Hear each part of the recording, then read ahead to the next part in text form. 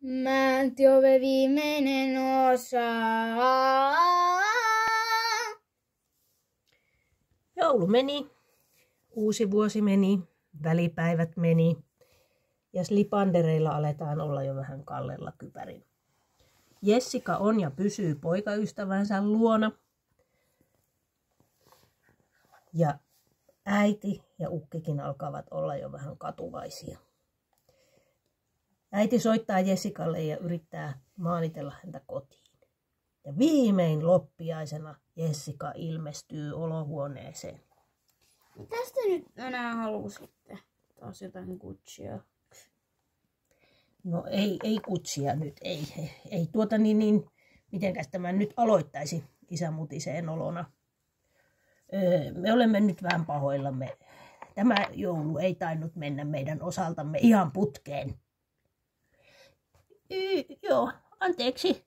Minäkin innostuin ostelemaan kaikenlaista vain itselleni ja ostin kaikki ne ihanat tavarat ja sitten minulla ei riittänytkään enää rahat sinun lahjaasi.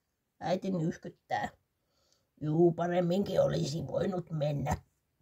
Ei tämä nyt mennyt ihan putkeen, ukkikin mutiseen olona. Mutta kuulehan, sitä joululahjasta vielä, isä sanoi. Kun minä tuossa välipäivinä kuulin, että naapurin kaken tyttö kuuluu olevan menossa Amerikkaan vaihto-opiskelijaksi, niin mitäs jos lähettäisimme sinut johonkin vielä kauemmaksi, saman tien Australiaan. Minä ja äitisi annamme sinulle luvan.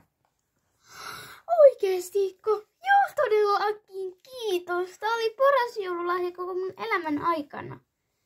Kiitos. Joo, anteeksi vielä. Ja ukki lupasi maksaa osan viuluista. Kyllä me sinut Australiaan saadaan, vaikka sitten kaken kiusaksi, äiti sanoo. Ja niin jatkuu tämä vuosi Slipanderien perheessä. Seuraavaksi he ryhtyvät laittamaan kuusta pakettiin. Alkaa olla jo aika. Huomenna koittaa arki. Tämä ei jäänyt tähän.